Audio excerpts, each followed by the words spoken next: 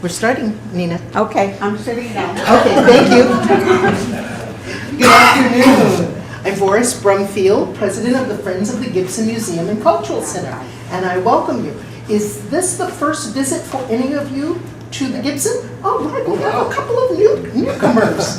Well, wonderful. After our event is over, if you would like to take a tour, we would certainly welcome you to do that, or to come back on our open hours, which are Thursday through Saturday from noon to 4. You can come anytime to see our outdoor exhibits, but those are the times the museum is open. As you well know, possibly, this was once the Chauncey Gibson Library, and about almost 5 years ago, when the county began opened the new library across the street, this building was empty, and the Friends of the Gibson, as well as the Lake County Historical Society, asked the county, could we have the building to do a museum? And the county said yes. So excitedly, Ms. Nina Buska and several others got together and said we're going to open a museum, as well as the history of this community, South Lake County, and that's where the focus is. We're happy to have two of the persons who put together our geological display, who are going to be speaking to us and talking to us today about the Civil War here in Lake County, as well as how it impacted Napa. Is that correct? Okay, good. I know what's going on. You also have copies of the Canocti Chronicles from the Lake County Historical Society. The Gibson Museum participates in that Canocti Chronicles, and so you'll see information about the Gibson. But this is a preview to an event that we have had for, this will be our 3rd year, and it's going to be called Windows to the Civil War. So please enjoy Dean Enderlin as well as Cindy Eddy, who are our presenters today. Thank you. Thank you, Boris. Well, I'm going to stand up here just briefly, and Cindy and I are both going to explain a little bit about our attire before we start our presentation here a little bit. Just because Lights on now. it's not every day you see us walking around in Middletown with all this kind of stuff on. This is standard Civil War Army issue. I'm dressed as a Union infantryman of the American Civil War. My great-great-grandfather was in the Illinois Infantry, and so I am wearing the sort of attire that he would have worn. We're indoors. Outdoors, he would have worn a coat over everything, so we're formal. We're as if we were in camp relaxing a little bit. The cap I'm wearing is known as a forage cap. Conveniently, when you take it off, it turns into a convenient little basket. So if you're out picking berries, foraging, you could put apples and berries and whatever stuff you happen to gather for your evening meal. So a very popular style of cap. There was a number of different styles during the Civil War. The kepi was another one. But this one was the style that my great-great-grandfather wore, so I wear the same thing. And they love the slouch type of style to this hat. It's actually a throwback to an earlier hat that goes back to the Mexican War. They had a wire basket in it that stood straight up. And the soldiers didn't like the baskets, so during the Civil War they take the stuff out and they like the flap. So the rest is pretty standard here. I've got a Union vest, breeches, all wool, muslin shirt, nice and warm, of course. And finally, brogans. I'm wearing these today. These are standard Army issue brogans. And there's something very curious. I love to talk to kids about these things. Because you know when you're a real little kid and you have a hard time figuring out your right foot from your left foot? Don't worry about it with brogans. The Army only made one style. There is no right or left. They're interchangeable. That's the Army for you. In fact, they said in the Civil War there was only 2 sizes that the Army provided for you. Too large or too small. The other thing, and we'll be talking about this a little bit more later on in the presentation, but the badge I'm wearing is a kind of a special badge. It was a post-Civil War badge that was produced for the Grand Army of the Republic. It was a Civil War Union Veterans Organization, and we'll be talking a little bit more about it later. But this is an authentic 1880s Grand Army badge. So after the presentation, feel free to come on up and take a look at it. What's above it here, this is a reproduction, but it's kind of neat. It's a campaign pin from the 1860s from a group called the Wide Awakes. They were the one called the Wide Awakes. Wide awake. They would have lantern parades in the middle of the night, up and down the streets to promote their candidate, who was Abraham Lincoln. So this is actually a badge. It says Lincoln right on it, and it's an authentic reproduction of an 1860 campaign badge. So that kind of sets the tone for mine. Cindy, would you like to talk a little bit about your hire? Sure. Good afternoon. Thank you for coming. My name is Cindy Eddy, and I am Dean's counterpart. I'm actually the president of the Department of California Pacific Auxiliary to Sons of Union Veterans of the Civil War, and the medal that I have on is a membership badge for that organization. And like Dean is wearing an outfit that was similar to his ancestor, I am wearing an outfit that would have been similar to what my ancestor would have worn. I also had an ancestor, second great-grandfather, who fought for the Union in the Civil War. He was with the 18th Michigan Infantry, Company A, and so his name was Morton Eddy. His wife, Rosa, she would have probably been dressed in something similar to this. He was a farmer, and so they were just sort of your average folk. And the nice part about this dress, both I would imagine back then as well as today, is that I can either dress it up like I have done today, where I've put a belt on and have a fancier hat, and I have some other accoutrements, or I could dress it down if I were out working on the farm. I would have on an apron and probably a straw hat with a wider brim to protect me from the sun. So it's very versatile. A woman would never go out to town without her hat or bonnet on, and she would also be be wearing either mitts, which are the fingerless gloves, or gloves of some type. The purse that I have, or a reticule, or reticule, some people say, this is actually an antique. I don't think it goes back quite as far as the 1860s, but they would have had a small tapestry little purse like this, and of course a fan on a warm day like today, and I think that's about it. Oh, this is called a Tussie Mussy, and this would have fresh flowers in it because you can imagine that not bathing every day, not having your daily shower, it might get a little bit Right? yes, a little ripe. So a woman would often have something like this, and you just, especially if a gentleman passed by that was a little unsavory, you just do this and you have a nice little aroma.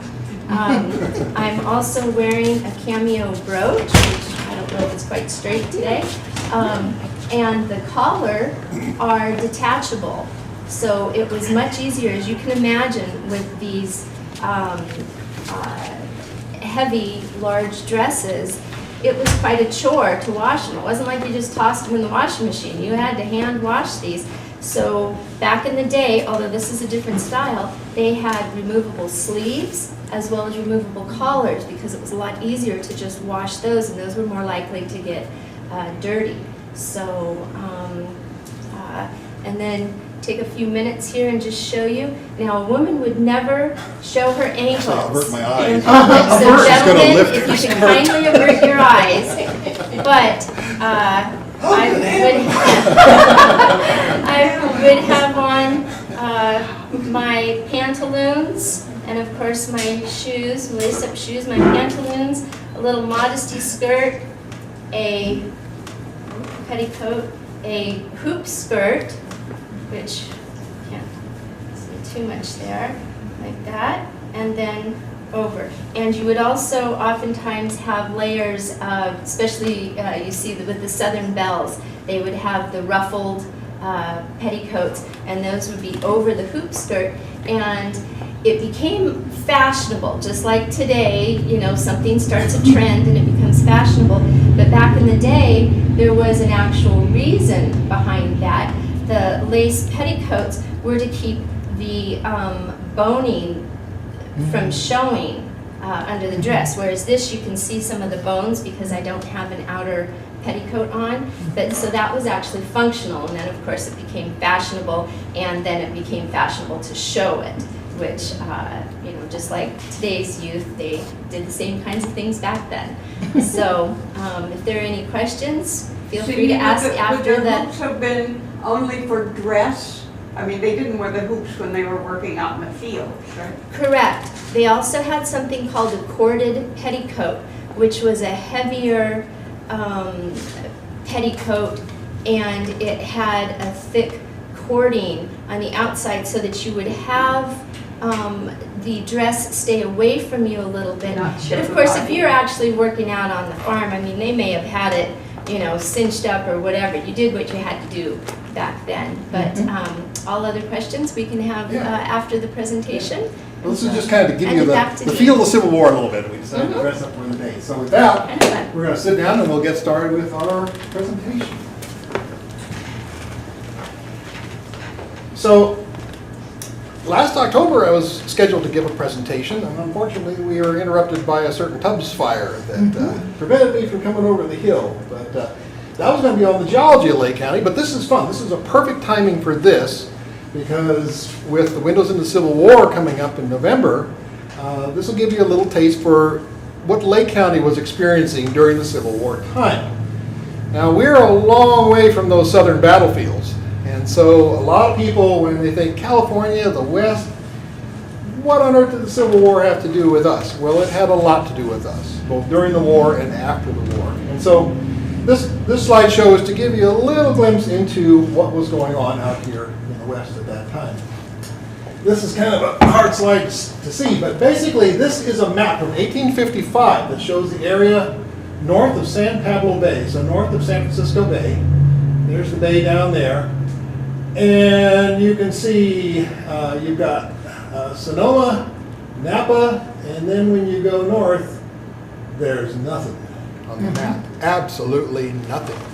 This is before any of the other towns in the Napa Valley. There was no St. Helena, there was no Calistoga, there was certainly no Middletown, there was nothing. Lower Lake, Kelseyville, nothing. So that's kind of, there weren't many people here to begin with. That's sort of the first thing to keep in mind when the Civil War broke out. It was a pretty sparsely populated area. And Boris was struggling a little bit. Is he going to talk about Napa County or is he going to talk about Lake County? Well, the answer is kind of both, because Lake County didn't exist. When the Civil War started, this was all Napa County, all the way through, embracing all of Clear Lake. Napa County was one of the original California counties. Lake County came along later, and I'm going to show you a calendar from 1861. This was a busy year, because that's when Lake County was created, when the Civil War started, and when a few other things happened as well that are pretty important to the talk. So, to start things out in 1861, it was the official start of the Civil War.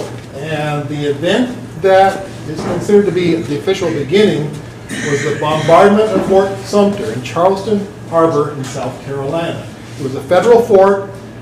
Confederate forces with cannons on the shoreline basically fired on the fort until it was just beat to pieces. And after one day of bombardment, the commandant of the fort surrendered. And so that act, there have been a lot of things building up to it, but basically that was the official beginning. And that occurred on April 12th of 1861. Now, I put April and May up here because lots of things happened in those 2 months. Very, very rapid order. On May 20th of 1861, Lake County came into being. So just a little over a month, just a little over 30 days, Lake County was created. So lucky Lake County, right in the middle of a war, it came into being. Now there's something else that happened in between these two dates that's also very important to our history and to our Civil War history. On April 17th of 1861, the first claim was staked at Knoxville. Now Knoxville today is in the northern tip of Napa County, but back in the first days of Lake County, the Knox Township was all part of Lake County. So Quicksilver was discovered. It and the Phoenix Quicksilver mine over here by Oat Hill were discovered in 1861. Now, Quicksilver is also called mercury, and we've got a display right over here in the museum that talks about it, is a very interesting metal. And in the 1860s, it was a strategic metal, and it played a very important role in the Union Army's winning of the Civil War. Well, before we get into that, let me just show you. This is from May 18th of 1861, 2 days before Lake County was created. This was headline news in the Napa paper. Great discovery of cinnabar. That's the ore, that's the mineral that mercury is found in.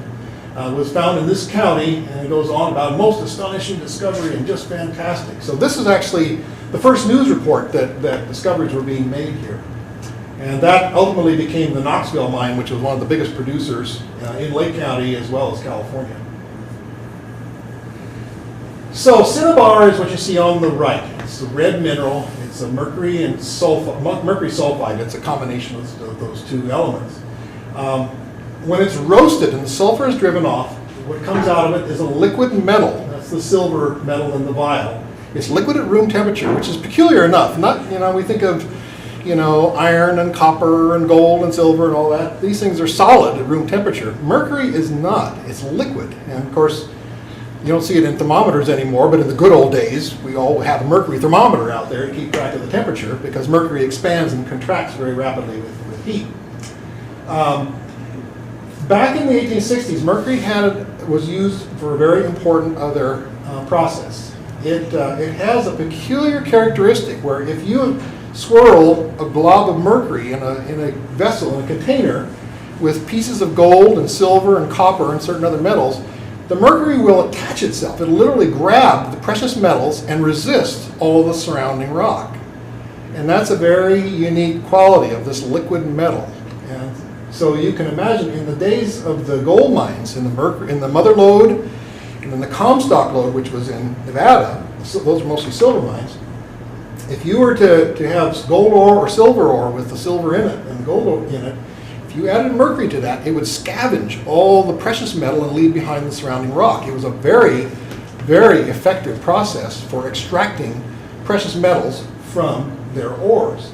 Because, the gold and silver is in quartz and other rocks. It's all little bits and pieces in the other rocks. So they pulverize it down to a powder, mix it with the mercury, and the mercury would grab the gold and silver. Then they simply put it in a furnace, burn off the mercury, and voila, you have a chunk of the precious metal. That process was known as amalgamation. It was an old process that had been used for centuries, and it was used right up until the 1890s when other processes took its place. But in order to get gold and silver out of a gold and silver ore, you had to use mercury. That was the way it was done back in those days.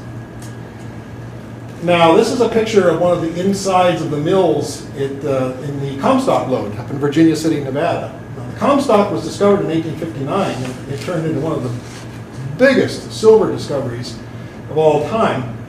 So between it and the mines of the Mother Lode in California, which were gold mines, these mines were cranking out silver and gold like mad. Huge amounts of wealth being generated.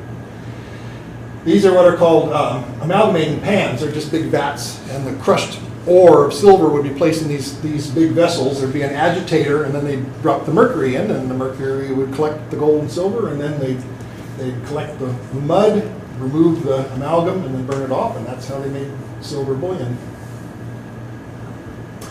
And then they shipped it. Now here's where we start getting to the Civil War story. So, in Civil War time, all this wealth had to be shipped to the East Coast, and there was no railroad back then. There was no easy way to get all this wealth back to the eastern seaboard, and so it had to be shipped, and it was shipped around the Cape Horn, usually in steamers such as this. This is the Brother Jonathan. All this wealth is basically what funded the Union forces during the Civil War. And that's one thing the South didn't have. They didn't have that wealth. So in addition to a big army, the Union had something that the South could not catch up on, and that was this huge wealth. So California and Nevada, because of all this wealth generated from these mines, was instrumental in saving the Union during the Civil War. And if it hadn't been for the Quicksilver mines of Lake County that produced the mercury that was used to collect that gold and silver, it wouldn't have been a success. The Union would have lost for sure. Now, San Francisco Bay was the launching point for all this wealth. All these ships had to leave the Golden Gate to enter the Pacific and sail around the Cape Horn and eventually get to the eastern coast. San Francisco, because of that, because of all this wealth moving through the bay, it was a strategic target for Confederate sympathizers. There was a marauding ship, at least one off the coast of California, that harassed whalers and all commerce during the Civil War. She was called the Shenandoah, and she was known, and it was feared that there would be other ships like that that would raid San Francisco Bay and perhaps take control of San Francisco Bay, not only to control the shipping of all this gold and silver, but also because there were two other very important landmarks in the bay. There was Mare Island Naval Shipyard, which was here during the Civil War, the only naval base in the West Coast during the Civil War. You control the ocean, you control commerce. And so there was great fear that Mare Island would be taken over. Secondly was Benicia Arsenal. All of the powder and ammunition that went to all the Army forces on the West Coast was distributed from Benicia Arsenal. So you take over the arsenal, your army doesn't have any ammunition. And so major strategic targets here in San Francisco Bay. So to defend the bay, San Francisco Bay looked a little different back then than it does today. I've got a couple of slides here. This is Alcatraz, which was not the federal prison like we see today. It was a military prison. In fact, if you were a little too pro-Confederate during the Civil War, the California legislature had enacted legislation that basically said, you get a little too outspoken with the Confederacy, you're going to be locked up in Alcatraz in the federal prison. And a few people were. Fort Mason, which was called Black Point during the Civil War, right at the shoreline of San Francisco. Again, more big guns defending the bay. And finally, this is Fort Point, right below the Golden Gate Bridge today. Fort Point is still in existence. You can tour it, and twice a year there's a Civil War interpretive event there. And again, look at all those cannons. These forts were just bristling with big cannons. I mean, these things were 10-inch cannonballs coming out of these things. And they were designed, this is all pointing out to the Golden Gate. The idea is any ship that did not fly its colors and identify itself was going to be fired upon. And that's how critical this area was during the Civil War. So there was some major tension around here. It was not, oh, it's going on back in the East Coast. It was here, and there was great concern that... Point out the cannon. Pardon me? Point out the cannon, please. So there's one big cannon right here in the foreground. These are known as Columbiads, and there's a whole series of them lined up here on the far rail of the fort. And each one is on a pivot, so they're not just fixed pointing forward. They can be swung around, and they can be lifted and lowered so that they can get their bearings. If a ship is moving into the bay, they can keep following it and firing at it the whole time. And actually, there was one ship that did that. I think it was a British vessel. Entered the bay, they forgot to fly their colors to identify who they were. And guess what? The cannons opened fire. They missed the ship, thankfully, but it was a little bit of a tense moment there. So that's a little taste for California. It was tense. And people who lived in California at that time generally came from somewhere else. Unless you were Native American or Californio from the Mexican or Spanish period, you came from somewhere else. And a lot of people settled in California who had lived in the South, and a lot of people settled in California who had lived in the North. And so your sentiments tend to side with your home, in your home state. And so things are pretty divided here. You could go from town to town, and basically, the population would side one way or the other, depending upon where they came from. And so that's kind of the tone that we'll be talking about here in Lake County. Now, I can't not mention General Lyon during the Civil War. General Lyon was a brigadier general, Nathaniel Lyon, during the American Civil War. But back in 1849 and 1850, he was a lieutenant stationed in Benicia. And folks that know their Lake County history know what Lieutenant Lyon did. he led a troop of dragoons. These are mounted infantrymen. They're on horseback. From Venetia up over Howell Mountain, where modern-day Angwin is today, crossed over, came right past Middletown and went up to Clear Lake. There was an issue, a Native American issue going on. Two settlers, Kelsey and Stone, who were notorious for being pretty bad to their slave labor Indian help, Native American help, had been killed. The locals had had enough of their abuses, and so the natives killed these guys. And it sounds like it's probably justifiable. But nevertheless, in those days, when a native uprising occurred, the military force came in and hit it hard, and usually 10 or 100-fold worse than whatever transgression had taken place.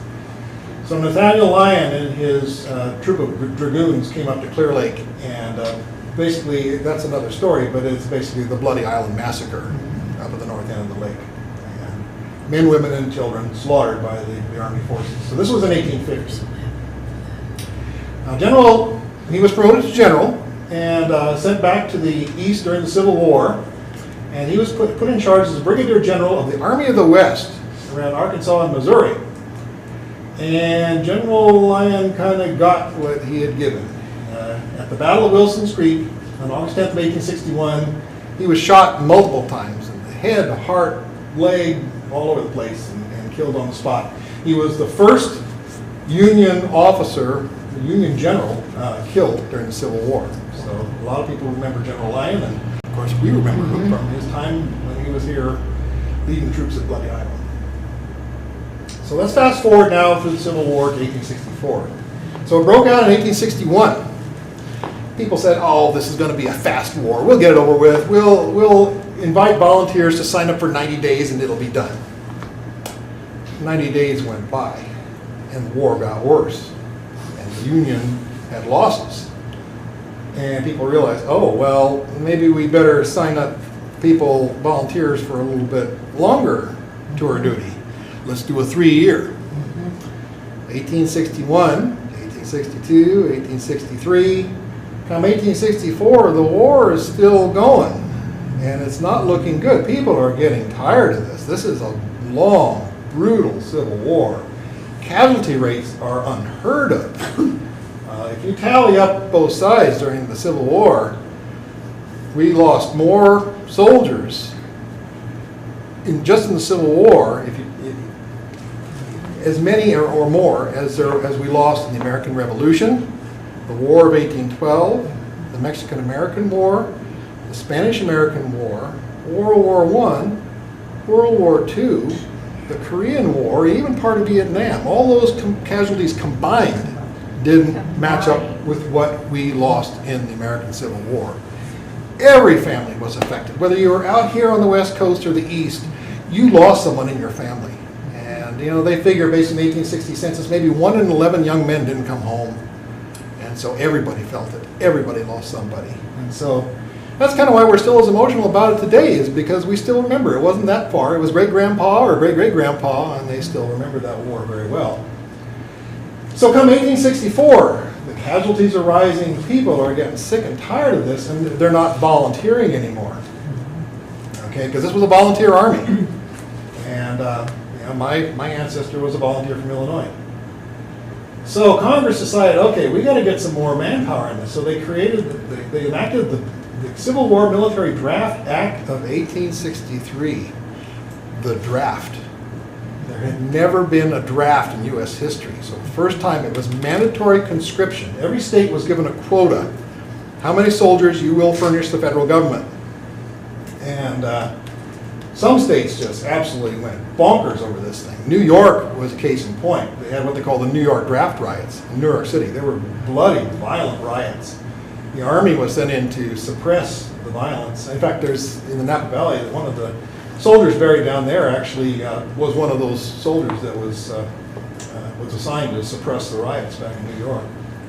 And out here, there weren't any riots, but people were certainly pretty upset about the idea of a draft. And it would have affected California, not to the degree some of the larger states like New York would have been affected, or Pennsylvania. because we didn't have the population, so we didn't have as many people that would be subject to it.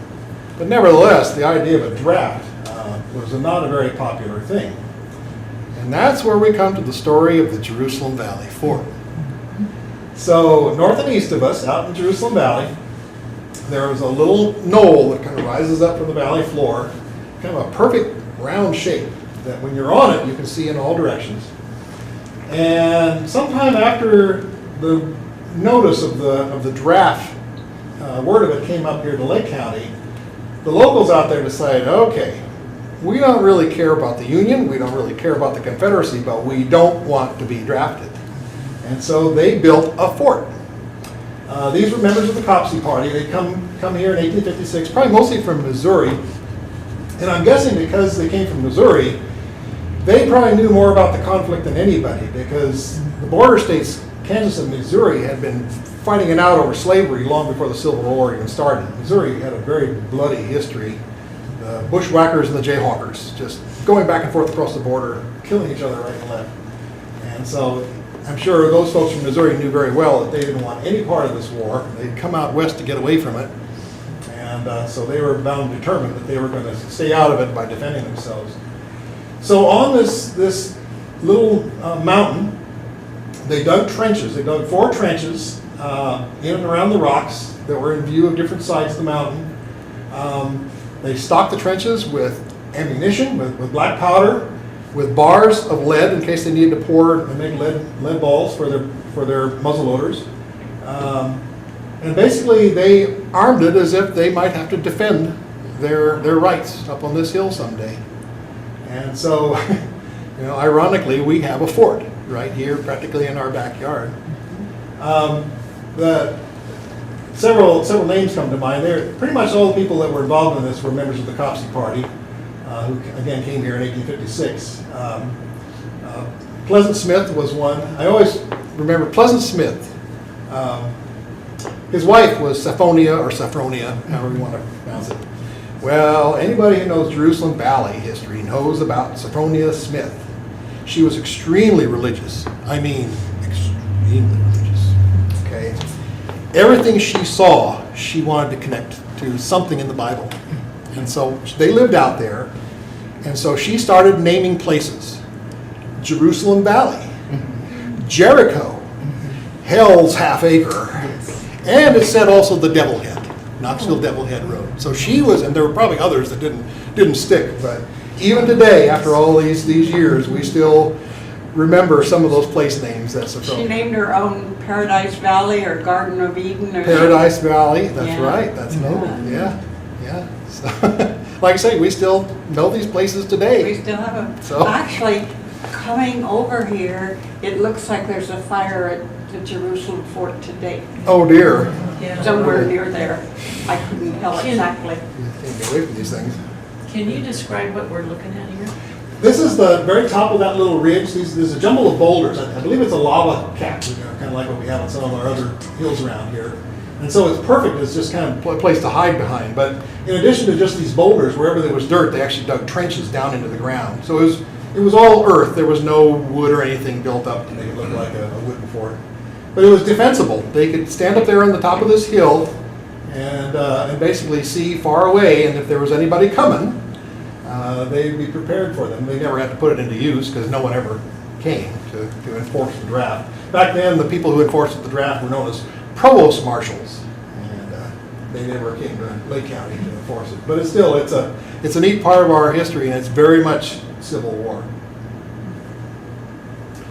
Now, talking about the sentiment in the towns, obviously you're not going to read all the fine print in this, but read the banner up there, the Sonoma County Democrat. Okay. Well, if you went from town to town, like I mentioned before, chances are the sentiment went from one town might be a little different from their neighbor. So Middletown didn't exist, so we really can't, in those days, we can't really say what the sentiment was here. Certainly the folks out there in Jerusalem Valley, they were sort of had mixed feelings about the war. Calistoga, which hadn't quite formed yet, but was beginning as a hot springs, was controlled by Sam Brandon, and he was a strong Union supporter, so we know what their feelings were. St. Helena was just beginning to form during the Civil War. quite a few southern families there, so probably bending a little more to the south than the north down in St. Helena. Yountville, strongly Confederate supporting. And in fact, at one point, the militia from Napa was dispatched up to Yountville because they'd heard rumors of people practicing with a cannon, preparing for something. And they, knowing that it was happening in Yountville, which was then known as Sebastopol, they figured, oh, these are people up to no good. And it was actually unlawful back in California. In California, it was unlawful in those days, during the Civil War, to practice a military drill unless you were a military unit. So if you're a group of people that want to kind of practice thinking that you might jump on board with the Confederacy and do something drastic in California, you weren't allowed to practice doing anything. But there was a workaround. You could join a fire department. Fire departments were allowed to practice a drill because you got to practice for protecting the community from a fire, right?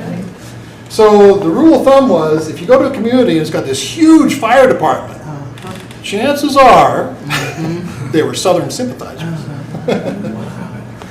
So, and Napa was a strong unionist community. Now going over the hill to Santa Rosa. Santa Rosa was probably over the top pro-Confederacy. And the editor of the paper, Tommy Thompson, was an over-the-top kind of guy when it came to supporting the Confederate cause. In fact, some people actually think that he was somehow funded by the Confederacy to promote it right here in our backyard. So Nina, you just moved to, you were in Santa Rosa, right? Yeah, well, we won't hold it against you. Not We won't hold it against you. It's grown up.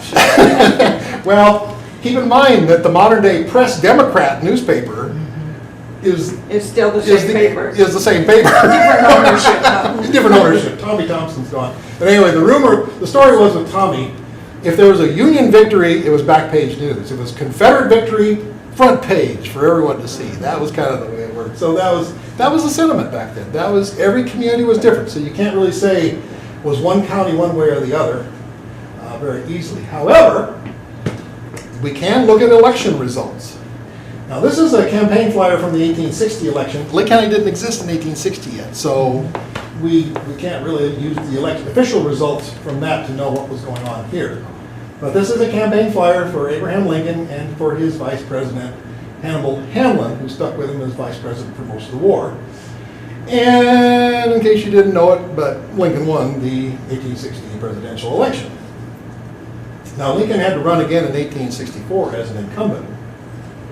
So let's take a look at the 1860 presidential election. This is an audience participation part of the presentation, by the way. So we've got question marks up. I put a couple of Lake County and a couple of our neighboring counties in. Let's kind of see what the official sentiments were back then. So again, Lincoln is running as the incumbent president, and his opponent is General George McClellan, a very popular Union general.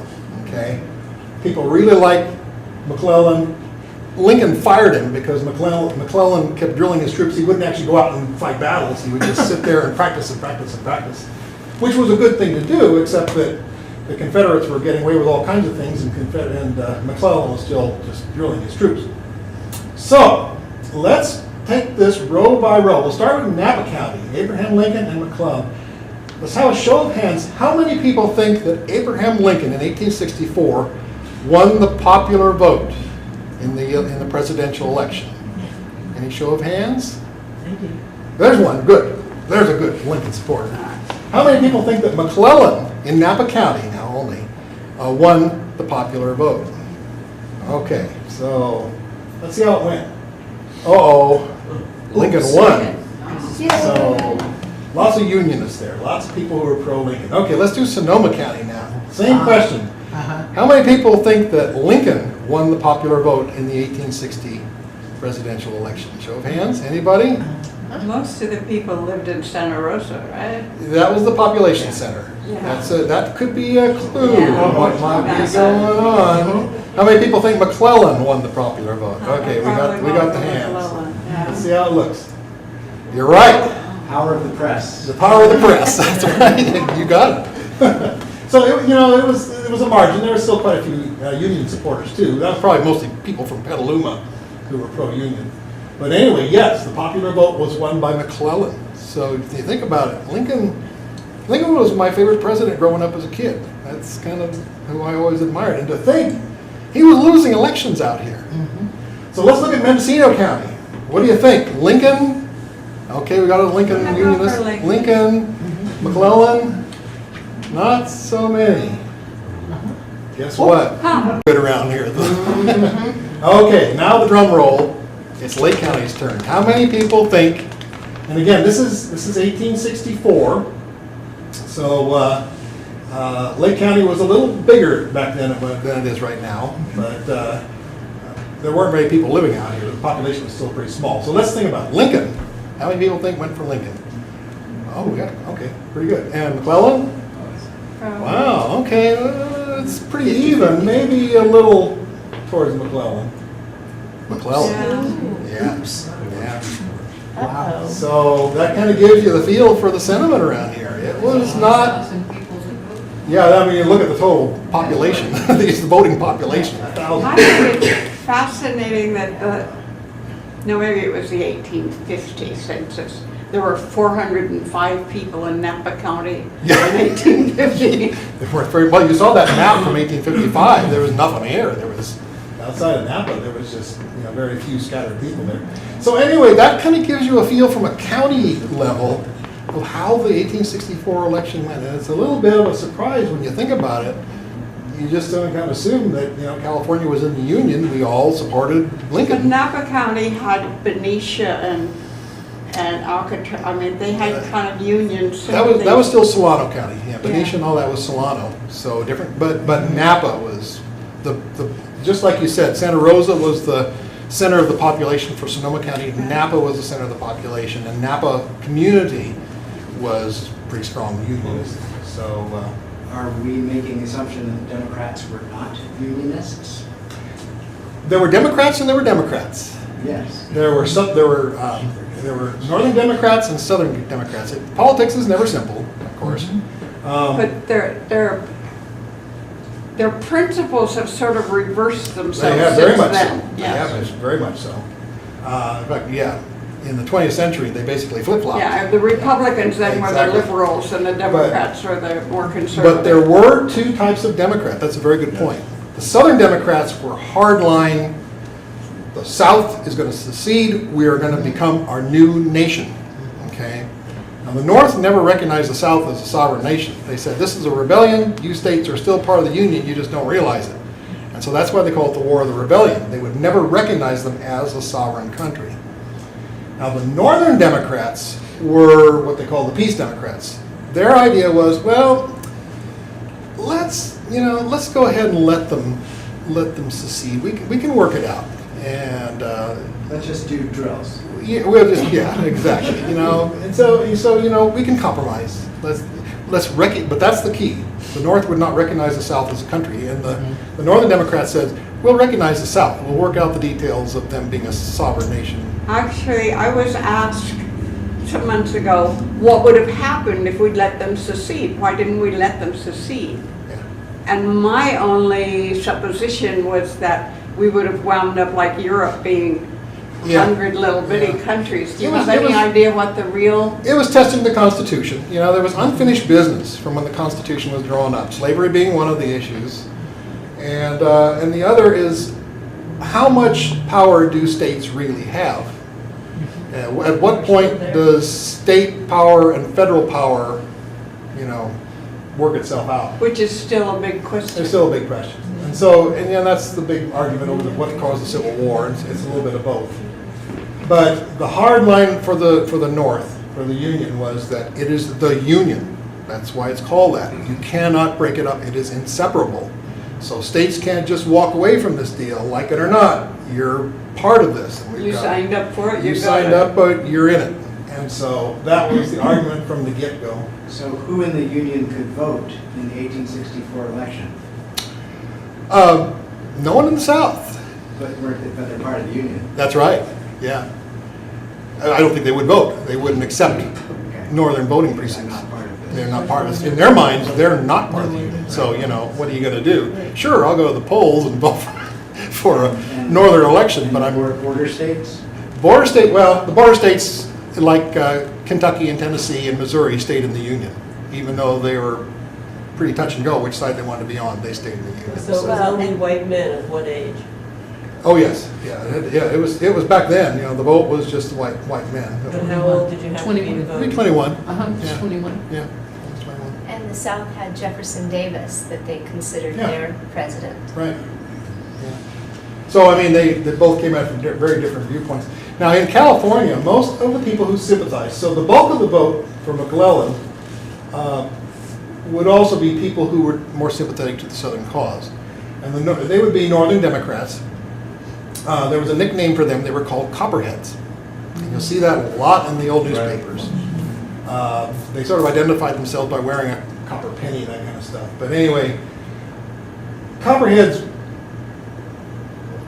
were compromised people, which was a reasonable thing to do. It was just that, you know, you couldn't compromise in a case where the one side was saying you can't split, you just can't divide up the Union. And so they raised their concerns, but they didn't get very far, and they were really not well received by the pro-Union people. And at that time, the penny did not have Lincoln's image on it. No, there was no Lincoln in there, that's for sure. Oh, Indian head pennies. Weren't the Indian heads, I think? They were. Yes. Yep. Indian pennies. So that kind of gives you a little feel for the sentiment. Just, you know, it's tough. You almost have to take a time machine back to know for sure what people were thinking back then. But the vote certainly tells you a lot, and the newspapers tell you a lot about the sentiment at the time. And so that's kind of where Lake County stood in the Civil War. After the war, you have to remember too that California changed pretty dramatically. And if anything, we probably became even more pro-Southern after the war, because a lot of people who were displaced from the South came out here to start a new life.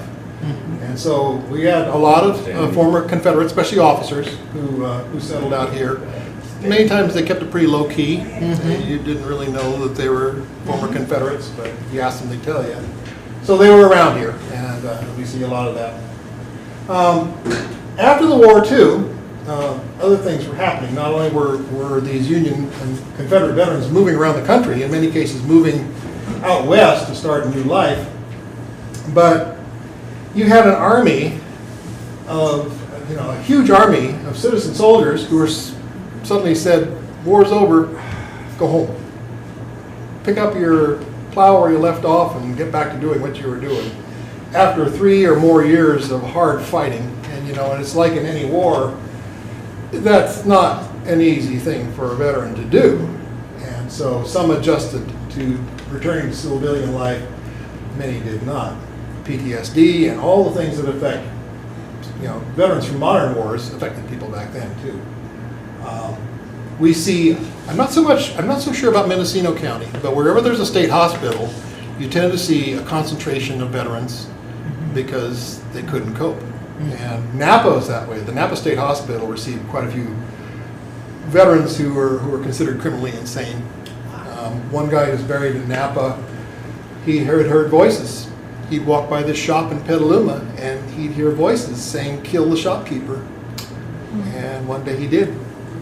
And so he was committed to the state hospital and lived the rest of his life there. So you had a lot of people who, just as coming back from today's conflicts, it's difficult to adjust. So go ahead. And back in those times, remember, that was during the Victorian time. So it's different than how it is today. The men would come back from the war, and remember, they have just seen horrific circumstances. They've been in just unthinkable circumstances, and bloody and killing, and the things that they had seen. And it wasn't as though they could come home and tell it to the women folk, because we were too fragile. And so they really needed to band together and have a fraternal type organization, because they needed somebody to talk about it with. So the Grand Army of the Republic was like the American Legion, the Veterans of Foreign Wars. It was a group that organized for veterans. And in order to join this group, you had to be an honorably discharged veteran of the Union forces. It originated in 1866 in Decatur, Illinois. And by So 1868, just 1 year after. yeah, just 1 year after the war. So right away there was a need. Veterans wanted to band together. They weren't, and there were other reasons for banding together. In 1866, 1 year after the war, Washington and our government still hadn't settled down. Our president had been assassinated. It was still not quite clear if our government was going to survive, that there still were people who were considering trying to overthrow it. And so there were different groups that formed. There was another one composed entirely of officers. It was called the Military Order of the Loyal Legion of the United States. Strictly officers who organized in Washington, D.C. with the idea that if something happened to the presidency under Andrew Johnson, who succeeded President Lincoln, that they could step in, if necessary, and have a military rule. And they would be the military leaders to make sure that Lincoln's vision was sustained. And the Grand Army of the Republic, this veterans group, sort of had a similar feeling. It's like, we're an army. If our government doesn't behave and doesn't follow through with what we just fought for, we'll reorganize and we'll march on Washington, D.C. and make sure that this government does what we want it to do. So there was a little bit of tense times in 1866, but in any event, it was very popular. There was a group called the Boys in Blue. It was another veterans group that had organized, very political veterans group that organized around the country. And when the Grand Army formed, it organized posts, local chapters throughout the country. And when many communities that had a Boys in Blue chapter, when a Grand Army post formed, they immediately gravitated to it. And who is that gentleman? Benjamin? The gentleman in the right-hand corner is Benjamin Stevenson, Dr. Benjamin Stevenson, who was the founder of the G.A.R. He had consulted with friends back in Illinois and agreed that there was a need for this. And so he's considered the founder of the organization. So again, from 1866 to 1868, it had spread clear across the continent. In 1868, the Grand Army of the Republic was established in California. One thing that, and I showed you this at the beginning, I'm wearing a Grand Army of the Republic badge. And this is another image of it. You have to remember too, after the Civil War, the government didn't have service medals. You went home, if you hadn't received the Medal of Honors for something absolutely stupendous, you got nothing. You got nothing. No recognition from your government. There were no service medals. There was nothing. And it was during the Civil War that the Medal of Honor was created. Right. That was the first time it had ever been given out. But your average soldier didn't receive any recognition from the government in that regard. So one of the needs that the Grand Army filled was they created a badge, a member badge. And it was a very special badge. It included elements, it actually resembled a Medal of Honor in many different ways. It evolved through time a little bit, but this is the most common one from the 1880s. And the badge, the Grand Army's three main watchwords that surrounded this badge were fraternity, charity, and loyalty.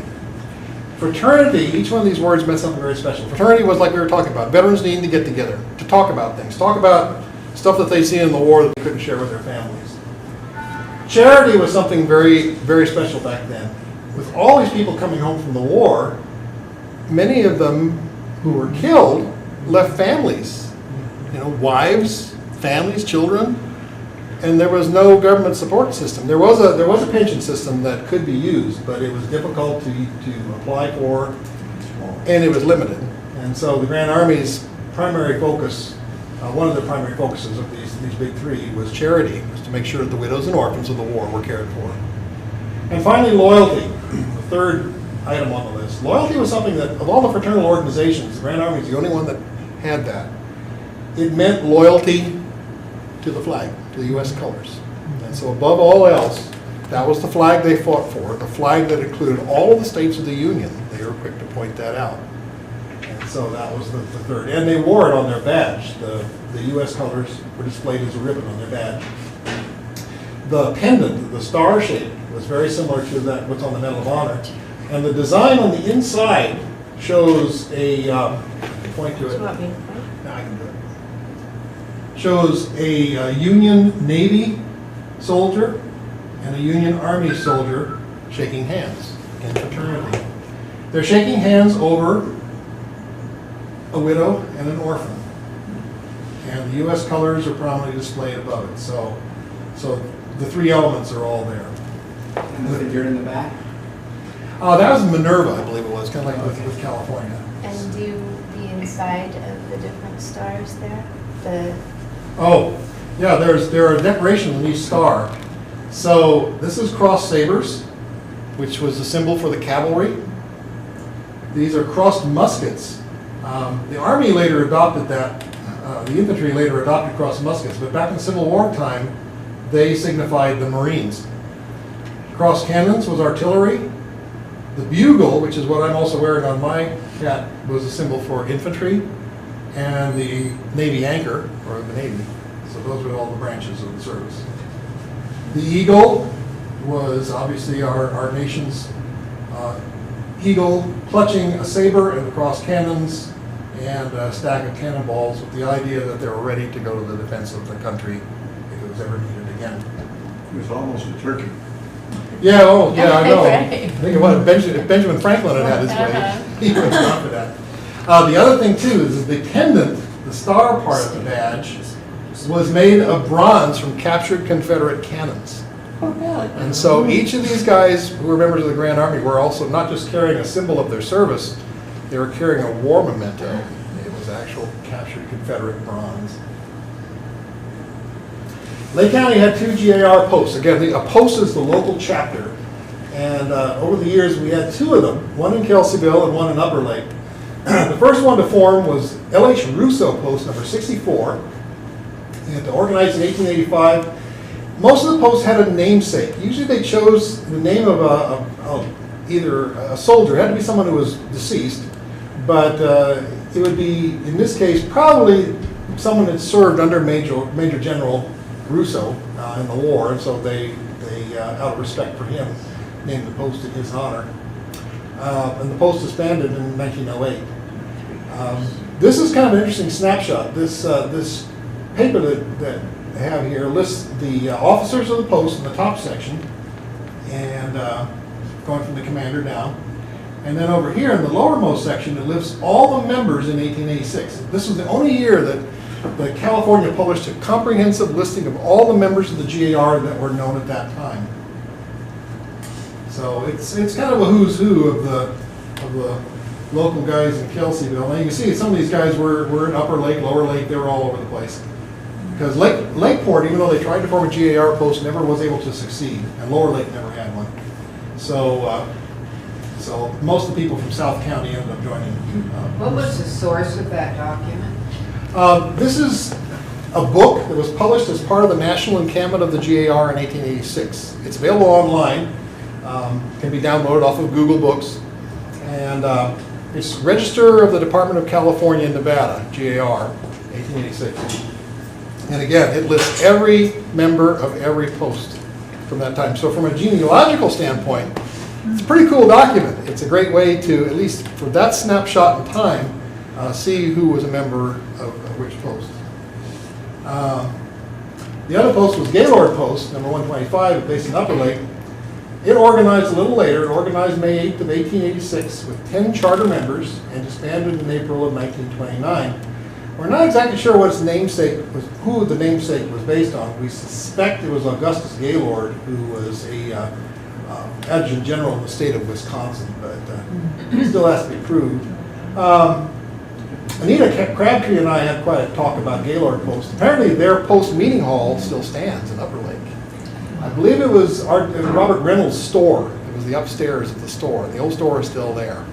So we still have a G.A.R. hall, technically, in Lake County, which is pretty cool. So next is a picture that I conveniently stolen from the Historical Society. I took a picture of this. This was on the wall in the Courthouse Museum.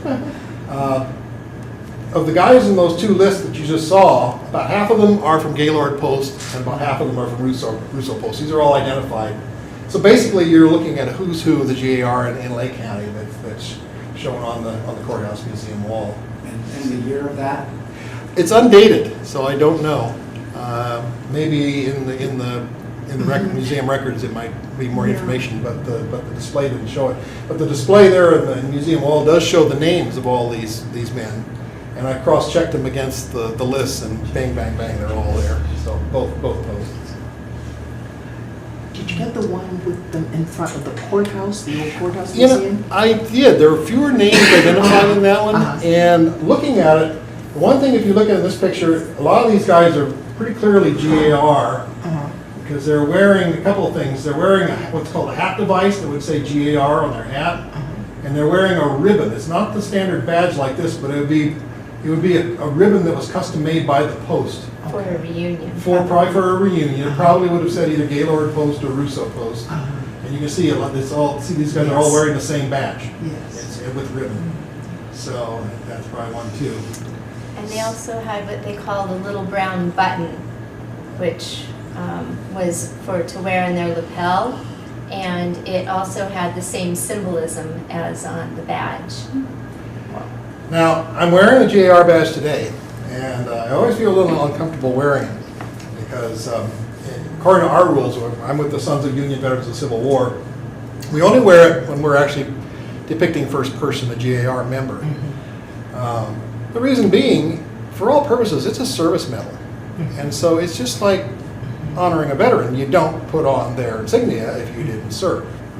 In fact, California had on the books a law that said you will not wear the G.A.R. badge or you're going to go to jail if you're not a G.A.R. member. So when we wear this to exemplify the G.A.R. This is what they wore, this is what they looked like. And so I'm showing you today what a G.A.R. member would have worn. And I'm doing so to honor them, but not to try to steal their thunder. So the G.A.R. gave us something very special. In addition to that, what was like the G.A.R. Hall up in Upper Lake, which I still haven't seen. I've got to get one of these sometime. At the courthouse, there's something that stands, there's two things in front of the courthouse that are a pretty special reminder of the Civil War days. If you look at this old postcard, this is the front of what's now the museum. On the right-hand side facing the front is the Civil War cannon. And there's another one just off the field of view on the other side. And there's a close-up view of one of the cannons. These are actually what are called deck howitzers. So in 1905, there was a gentleman up in Upper Lake petitioned the Lake County Board of Supervisors to consider applying for a federal cannon to adorn the courthouse square. Actually, two cannons. And it's in the Board of Supervisors minutes. They approved it. They said go for it. So in 1906, two cannons were delivered to Lake County to be put on display as a reminder of the Civil War. The cannons were mounted on these star-shaped concrete pedestals. Right. And the concrete and all that formwork and everything was donated by one of the local guys. And so the cannons were installed in 1906 and dedicated. And so, but the thing is, you go by the courthouse today and there's a couple of cannons there, but they're not these cannons. So what happened?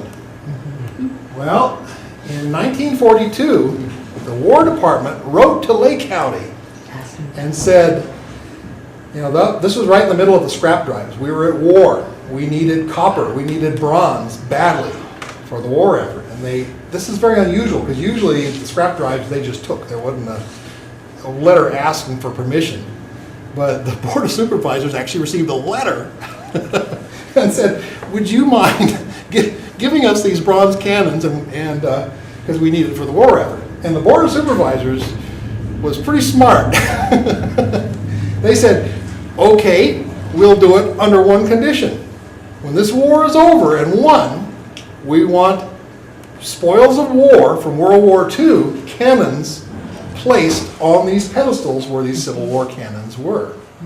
And so sure enough, after the war, the federal government made good and they brought in two Japanese howitzers captured during the war and placed them on the original star-shaped pedestals that were there from 1906 that had the original cannons. And so you can go there today and the cannons are back.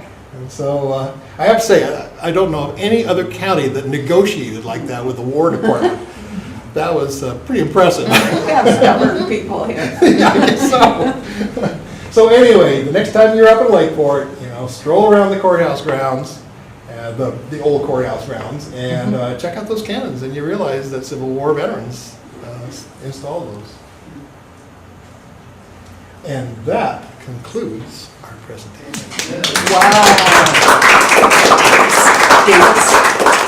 There's a little plug, by the way, for our organizations. Lights. Wow. So again, Cindy and I are with the Sons of Union Veterans of the Civil War and our auxiliary sons, and those are our websites that you can see at the bottom of the page if you want to go check out and learn more about our organizations. And if you descend from Confederates, there's also the Sons of Confederate Veterans and the United Daughters of the Confederacy. So we cover all. I actually have a Confederate ancestor too, so it's a hereditary society, so you pick and choose which ancestor. Yes? The first Medal of Honor was by the Navy. Correct, yes. Not the Army. That's the right, Navy. the Navy. There's a lot of naval actions that were very impressive. Absolutely, yeah. And the Medal of Honor was given out back in the Civil War days for different reasons than we think of today. Valor back then was judged a little differently on the battlefields than today. For instance, if you're in the middle of a battle, okay, two groups duking it out, the communication, of course, was different. They didn't have radios. They didn't have anything like that. They had bugles and drums. That's how you communicated with your troops. Flags. What, pardon me? Different kinds of flags. And yes. flags. And one way you could tell how your group, your regiment, or your company was advancing was to watch the flags. The American flag usually. Usually the American, well, there'd be regimental flags as well. They'd be together. And you could see your flag. And if your flag fell, oops, that could turn the tide of a battle right on the spot, just like that. So strategically, in the Civil War, you wanted to get the color bearer. You wanted to get the guy with the flag. If you captured the enemy flag, that could end the battle right on the spot. And so And they didn't have a gun, they were holding the flag. he was so holding, they didn't yeah, have it was an anything to honor. I defend mean, you're holding a themselves. flag. You're not defending yourself. You're holding that thing up, and that's all you do. And if you fall, there'd be another guy right there who'd pick it up and take over for you. And so, in many cases, the Medal of Honor was awarded to someone who had captured the enemy's flag. Wow. We have a veteran in St. Helena who he did just that, and he was a Medal of Honor recipient.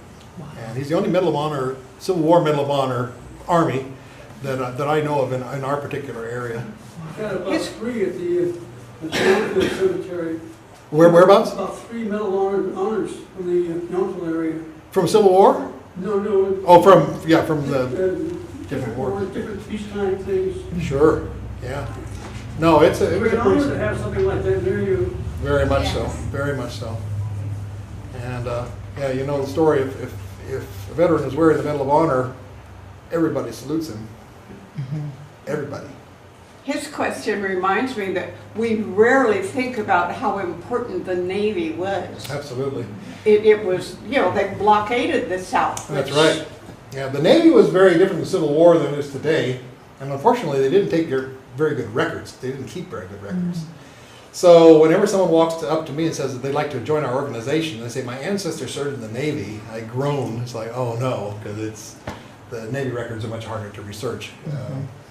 But yeah, there were, just like in modern wars, there was the ocean-going Navy and there was the brown water Navy.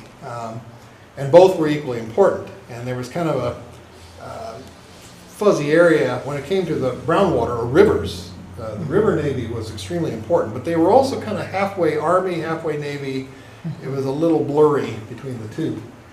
But the Mississippi River, the James River, all these navigable rivers were battle zones. And any towns like Vicksburg around the Mississippi that had a promontory over the river could fire on any ships going past. Well, And so they were strategic targets. They also influenced the participation of foreign countries.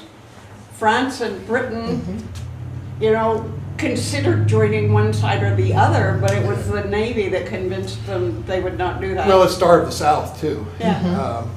Back in those days, cotton was a very desirable commodity. Europe was almost addicted to cotton for their fabrics, and cotton came from the South. And so one thing that the naval blockades did is keep the cotton from leaving as well as anything from coming in. And so it hurt, you know. Great Britain was not happy about that.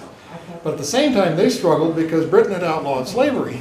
And so they sent observers and to kind of see what was going on, but they were neutral parties. They wouldn't commit one way or the other. And so it was, yeah, they sort of watched from a distance, but they wouldn't commit to it. But yeah, the blockades were very effective. Yeah, Britain started planting cotton in India Oh, really? to replace their southern sources. Oh my gosh. And so that they never went back to buying southern cotton. Oh, I did Didn't not need know to. that. Yeah. That's interesting. Yeah, basically, you know, the South was just starved out. You know, Yeah. they couldn't get, you know, they just couldn't, their commerce was frozen, They couldn't get supplies. couldn't get supplies, so Women had it to be was- very creative at home. yeah. So it was just a matter of time. By the way, here's a little trivia question. Where was the last shot fired in the Civil War? Where? You know where the Dean? first, technically the first one was? Yes. Right off of our coast. Wow. This raider, the Shenandoah, was harassing our whaling fleet. Back then, whaling was big commerce. And so this ship was going up and down the west coast, capturing, commandeering whalers. Oh, my goodness. And, you know, stealing their crews, stealing whatever they had aboard, basically disrupting commerce. That was their purpose, just harass. Well, when you're on ship and the war's come to an end, nobody tells you you're still out there. Oh, yeah. And so they're still firing on ships and capturing whalers well after all the other armies had surrendered. And so when they captured a whaler, this was late in 1865, that happened to have some newspapers on board. And they read the headline news. War's over. It was one of those moments, you know. So they had to think about it. President Lincoln had declared an amnesty for all the after hostilities had ended. Any armies that had laid down their arms could go home in peace and continue where they left off. But this whaler had been firing on people long after that. So technically, the amnesty might not apply to them. And the captain of the ship was very concerned. He said, if we put into San Francisco with this thing, we're probably going to all get hanged. And so they sailed her all around South America, clear over to England, and surrendered her over on neutral ground in England. They didn't dare come back to American shores. So that was the final shot fired. Wow. It was up off the coast of British Columbia or Washington State. Well, thank you, Dean and Cindy. This is magnificent. Well, come out to the big event. Exactly. It's going to be fun, and you'll get a chance to see more people dressed up like we are, Yes. who are a wealth of knowledge of Absolutely. everything Civil War. Absolutely. We go to the Civil War reenactment down in Duncan Mills every year. Yes. That's quite a show. we love that one. Yeah, that's pretty cool. And to let you know, we have refreshments in our parlor area, in the office area, and we certainly hope to see you come back again and visit with us. And also, please, some of you that came in a little bit late, if you would please sign our, sign-in sheet here. It keeps you up to date on what's going on. That's the idea of that. So if you could just put your name, and if you have email or some way to contact you, we'd appreciate it. And we have some flyers over there about different events that are happening, as well as those in the Kanaka Chronicles. Thank you, thank you, thank you.